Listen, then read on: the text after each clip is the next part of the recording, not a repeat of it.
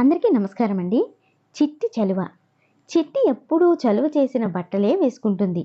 దాన్ని చూస్తే స్నేహితురాలందరికీ అసూయ. ఇంటి బట్టలు ఉతికే సోమన్న తెచ్చిన బట్టలు ఒక్కరోజుకే మడత నలిగిపోవడం వల్ల వాళ్ళెవ్వరూ చిట్టిలాగా ప్రతిరోజు నలగని బట్టలు వేసుకోలేరు. మరి చిట్టికైతే తన బట్టలు తనే చలువ చేసుకోవడం వచ్చు. చలువ అంటే ఇస్త్రీ చేసుకోవడం. ఏ రోజు బట్టలు ఆ రోజే ఉతుక్కున్నాక చిట్టి చేసే పని ఏమిటంటే, ఒక చెంబు నిండా నిప్పులు పోసి ఆ చెంబును మందమైన గుడ్డతో పట్టుకొని తన చొక్కాల మీద పరికిణీల మీద పామి చలువ చేస్తుంది. చలువ చేసిన దాని బట్టల్ని సోమన్న కూడా మెచ్చుకుంటాడు. తల్లి మాత్రం చిట్టిని ఏనాడూ మెచ్చుకోదు. దానికి ఆటల ధ్యాస ఎక్కువ. నాకేనాడు పనిలో సాయం చేయదు. అది బట్టల్ని ఎంత బాగా చలువ చేస్తే మాత్రం ఎవరికి కావాలి? అవన్నీ దాని బట్టలే కదా. పొరపాటును కూడా ఇతరుల బట్టలు చలువ చేయదు అంటుంది ఆమె. ఇదంతా తెలిసి నాయనమ్మ ఒకనాడు చిట్టిని పిలిచి మందలించింది. చిట్టి లెక్కలు చేయకుండా, నేను అమ్మకు బోలెడు సాయం చేస్తాను. అమ్మకి ఎంత పని చేసినా తృప్తి ఉండదు. ఎంతసేపు నన్ను తిట్టడమే పని. చిన్నపిల్లలన్నాక ఆడుకోకుండా ఎలా ఉంటారు? అమ్మ నన్ను ఆడుకోవద్దు అంటుంది. అందుకే అమ్మంటే నాకు కోపం. అమ్మకే పని చేసి పెట్టను, ఏ పని చెయ్యను అని చెప్పింది. కోడల్ని తప్పుపడితే నాయనమ్మకు ఇష్టమే కదా. అందువల్ల ఆవిడ ఎంతో సంతోషించి, పోనీలేవే చిట్టి, అమ్మకే పనిలోనూ సాయపడకు, ఏ పని చేయకు, మరి ఇతరులకు సాయపడ్డానికేమి అని అడిగింది. నీకేం తెలియదు నాయనమ్మ. నాన్నగారేమో అస్తమానం మా చిట్టి సుకుమారి దానికి ఏ పని చెప్పకూడదు అంటారు. ఆయనకి ఏదైనా పని చేసి పెడితే నేను సుకుమారిని కాదనుకుంటారని భయం. అన్నయ్యకి పని చేద్దామంటే నేను వాడికంటే చిన్నదాన్నా మరి. అయినా సరే వాడు నన్ను ముద్దుగా చూడడు. అన్నింటికీ తన మాటే వినాలంటాడు. వాడికి నేను ఎందుకు పని చేయాలి? ఇక చెల్లాయి సంగతి విను. అది నాకంటే చిన్నదే కదా. అయినా పెద్దాన్నన్నాక నా సంగతి మరిచి నా మీద ఏమాత్రం గౌరవం లేకుండా మాట్లాడుతుంది. నేను చెప్పింది ఒకటి వినదు, ఏ పని చెయ్యదు. పైగా తన చిన్నపిల్ల కాబట్టి ముద్దు చేయాలంటుంది. నా మాట విననప్పుడు నేను దాన్ని ఎందుకు ముద్దు చేస్తాను అని బట్టలు ఎందుకు చలువ చేస్తాను? నువ్వే చెప్పు అన్నది చిట్టి. చిట్టి మాటలకు నాయనమ్మ నవ్వి, అయితే నువ్వెవరి పనులు చేయవన్నమాట, అవునా అని అడిగింది నాయనమ్మ. ఎందుకు చేయను? నాకైతే నీ బట్టలు చలువ చేయాలని ఉంటుంది. కానీ ఏం లాభం? నీకేమో మడి. నీ బట్టలు నువ్వే ఉతికి ఆరేసుకుంటావు. వాటిని చలువ చేయడానికి వీల్లేదంటావు అన్నది చిట్టి. ఆహా, నీవన్నీ మీ తాతయ్య తెలివితేటలే అంటూ నాయనమ్మ చిట్టిని దగ్గరగా తీసుకొని మురిసిపోయింది.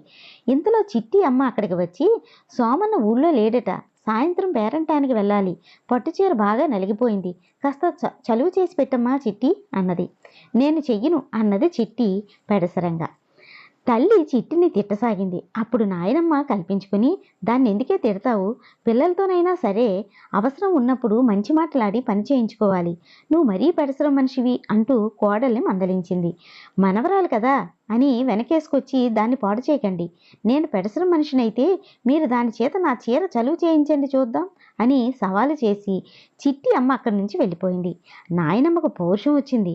ఆవిడ మనవరాలితో, నువ్వు గనక మీ అమ్మ చీర చలువ చేశావంటే నీకు దాని చేతే మంచి పట్టుపరికిని కొట్టిస్తాను అన్నది. పట్టుపరికినియే? అమ్మో, ఎంత గింజుకున్నా అమ్మ అందుకు ఒప్పుకోదు అన్నది చిట్టి. ఎందుకు ఒప్పుకోదు? మన బుర్రలో తెలివుంటే అంటూ నాయనమ్మ చిట్టుకు ఒక ఉపాయం చెప్పింది. ఈ ఉపాయాన్నైనా అమలు ఎలా జరపాలో నాయనమ్మ మనవరాలు అభ్యాసం చేస్తుండగా పొరిగింటి ఆవిడ వచ్చి చిట్టి అమ్మను పట్టుచీర కొనడానికి బట్టల దుకాణానికి సాయం వస్తావా అని అడిగింది. ఇందుకు చిట్టి అమ్మ ఆశ్చర్యపోయి, ఈ మధ్యనే కదా ఒక పట్టుచీర కొన్నావు, నీకు డబ్బు కానీ ఎక్కువైందా ఏమిటి అని అడిగింది. అందుకు పొరిగింటి ఆవిడ నిట్టూర్చి, అంతా నా దురదృష్టం. ఈ రోజుల్లో పిల్లలు బాగా తెలివి మీరిపోయారని తెలుసుకోలేకపోయాను. మా అమ్మాయి ఎన్నాళ్ళుగానో పట్టుపరికిని కావాలని అడుగుతుంది. ఎదిగే పిల్ల కదా, ఇంకాస్త పెద్దయ్యా కుట్టించొచ్చులే అనుకొని జాప్యం చేశాను. అదేం చేసిందో తెలుసా మరి? నాకు బట్టలు చలువ చేయడం వచ్చు, నీ చీర చలువ చేసి పెడతాను అని పట్టుచీర తీసుకొని చలువ చేస్తూ చేస్తూ ఇంత మేర కాల్చేసింది. అది కావాలని ఆ పని చేసిందని నా అనుమానం అన్నది బాధగా. నీ పట్టుచీర కాల్చితే దానికేం ప్రయోజనం అని ప్రశ్నించింది చిట్టి అమ్మ. ప్రయోజనం లేకేం? ఆ పట్టుచీర నేను కట్టుకునేందుకు ఎలాగూ పనికిరాదని దానితో దానికి 2 రకాల పట్టు పరికిణీలు కుట్టించాను. ఇప్పుడు నాకేమో పేరంటానికి వెళదామంటే పట్టుచీర లేకుండా పోయింది. అన్నది పొరిగింటి ఆవిడ. చిట్టి అమ్మ తలాడిస్తూ సరేలే భోజనాలు అయ్యాక ఇద్దరం కలిసి బట్టల దుకాణానికి వెళదాం అన్నది. పొరిగింటి ఆవిడ వెళ్ళిపోయింది. అప్పుడు ముందు చిట్టి వెనకగా నాయనమ్మ అక్కడికి వచ్చారు. తల్లితో చిట్టి అమ్మ చిట్టి నేను నీ పట్టుచీర చలువ చేస్తాను అని ఇంకా ఏదో అనబోతుండగా చిట్టి అమ్మ కోపంగా దాని వంక చూస్తూ నీ ఎత్తు నాకు తెలిసిపోయిందిలే, నా బట్ట నువ్వు చలువ చేయడానికి ఏమీ వీల్లేదు. ఒకవేళ చలువ చేసినా సరే నీకు నేను పట్టుపరికిని కుట్టించడం జరగదు తెలిసిందా అన్నది. తాము చెప్పకుండానే పట్టుపరికిని విషయం ఆమెకెలా తెలిసిందో అర్థం కాక చిట్టి నాయనమ్మ కూడా ఆశ్చర్యపోయారు. అమ్మంటే అంతే కదా, పిల్లల మనసులో ఏముందో తెలుసుకుంటుంది. ఇక కథ కంచికి మనం ఇంటికి. నమస్తే.